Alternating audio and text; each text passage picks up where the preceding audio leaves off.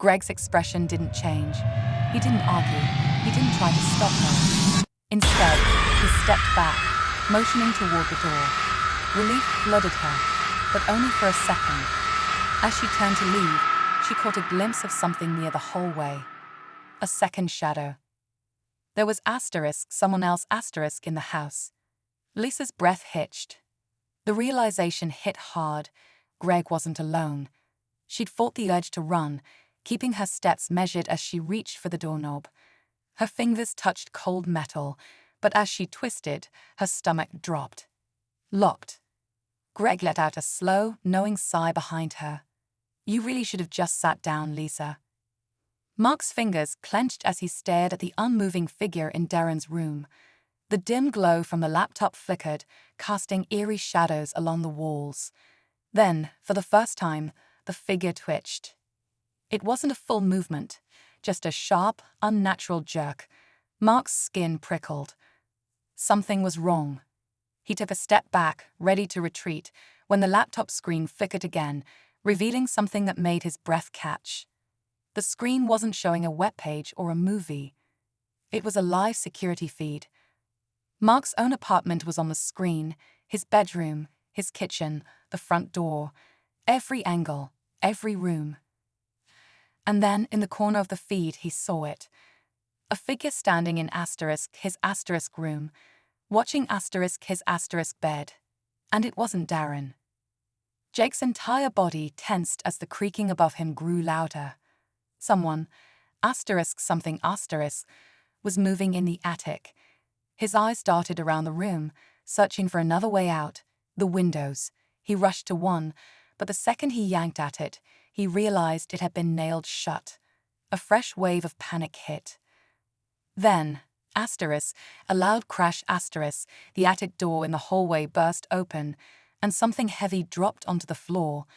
Jake barely had time to react before he saw a pair of feet step into the dim light. Someone was standing there, unmoving. And then they ran. Jake bolted for the door as footsteps pounded toward him. He threw his weight against it, twisting the knob frantically.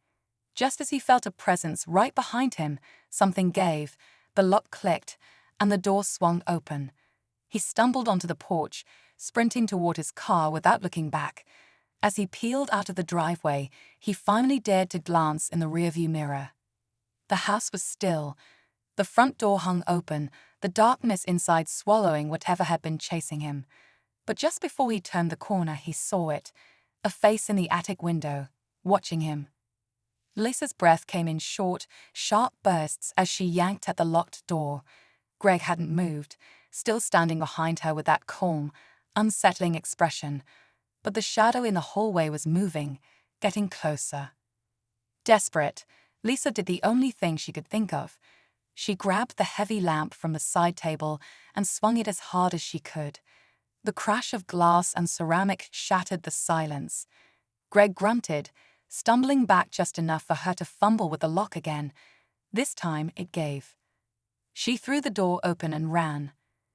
The night air hit her like a shock, but she didn't stop, sprinting to her car and jumping inside. As she fumbled for her keys, she dared one last glance at the house. Greg was standing in the doorway, watching her go. And just behind him, barely visible in the shadows, was a second figure. Mark's stomach dropped as he stared at the security feed. Someone was in his bedroom. They stood motionless, facing his bed. Then suddenly, the figure moved. Not toward the bed, but toward the camera. Mark's breath hitched as the screen filled with static, then cut to black. His heart pounded as he backed away from Darren's door, but just as he turned, he slammed into something. Someone. A hand grabbed his wrist, tight and unrelenting. Mark's scream barely had time to escape before everything went dark. The next morning, his apartment was empty. Darren never returned. Mark never did either.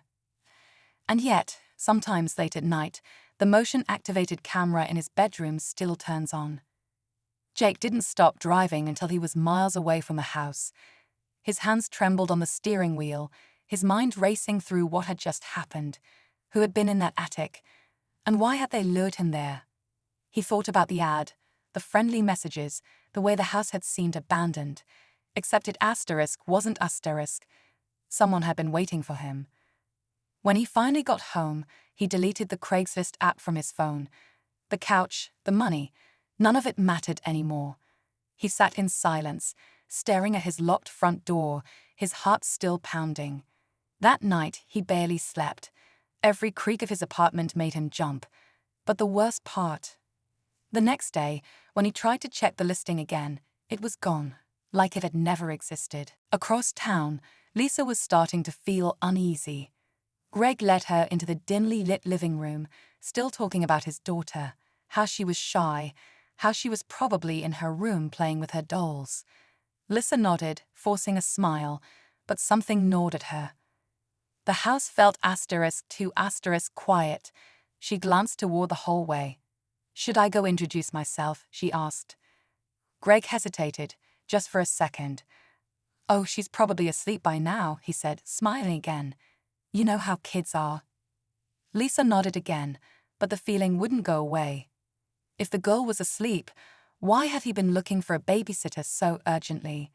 And why had he insisted she come over so late? She shifted in her seat, trying to think of a casual way to ask. But before she could say anything, a noise interrupted them, a small creak, like a door moving slightly. Lisa's eyes flicked toward the dark hallway. And in Mark's apartment, things were getting stranger. His new roommate, Darren, was polite enough, clean, quiet, paid rent on time. But there was something, little things. Mark would wake up in the middle of the night and swear he heard footsteps in the hallway, a door closing softly. But every time he checked, Darren's door was shut, the apartment still. Then one night, Mark got up to get water and noticed something strange. Darren's bedroom door was open, just a crack, and inside, he could see a light glow from a laptop screen. Someone was sitting at the desk, their back to the door. Only Mark knew Darren wasn't home. Jake's hand shook as he gripped the locked doorknob, his mind racing. He knew he had to get out, but every instinct told him he wasn't alone. The footsteps had stopped, but the silence was worse. It felt heavy, like someone was standing just out of sight, watching. His phone buzzed in his hand, making him jump. A text. Don't move.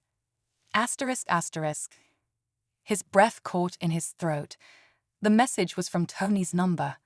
Jake's fingers tightened around his phone, but before he could respond, he heard it, slow, deliberate breathing from the hallway behind him. Cold fear crawled up his spine. He wasn't just imagining things. Someone was there. He turned his head just slightly, his peripheral vision catching the faintest shadow shifting in the doorway. Across town, Lisa's unease turned to full-blown alarm. She shifted on the couch, forcing a casual tone. "Maybe I should go check on her, just to be sure she's okay." Greg's smile didn't waver, but something in his expression changed, tightened. "No need," he said smoothly. "She's a deep sleeper." Lisa's pulse quickened. She hadn't heard a single sound from the back rooms, not a shuffle, not even the hum of a baby monitor. And that creak she'd heard earlier, it wasn't coming from inside a room. It had come from behind her. She glanced toward the dark hallway, then back at Greg. His smile remained frozen in place, too still, too forced. Her instincts screamed at her to leave, but as she subtly shifted her weight to stand, Greg did the same, blocking the exit just slightly. Lisa swallowed hard. If she made a move now, would he stop her? Meanwhile, Mark's stomach twisted as he stared at Darren's slightly open door. The glow from the laptop screen flickered, illuminating a figure hunched over the desk. The only problem: Mark had seen Darren leave earlier that evening. He wasn't supposed to be home. Heart pounding, Mark took a careful step closer. "Darren," he called softly. No response. The figure didn't move. A cold realization hit him. Whoever was sitting there hadn't heard him. They weren't reacting at all. Then, without warning, the figure shifted, not turning toward him, asterisk just slightly asterisk, like they asterisk knew asterisk he was there, like they were waiting for him to come closer. Jake's fingers hovered over his phone screen, his breath barely controlled. The message, asterisk asterisk don't move. Asterisk asterisk kept flashing in his mind. His eyes darted toward the hallway, where that shadow had just shifted. The air felt dense, pressing in around him. Then the breathing stopped. Silence. And then, a creak. Not from the hallway this time, but from asterisk above asterisk. The ceiling groaned, the sound of something, or asterisk someone asterisk, moving in the attic. Jake's blood ran cold.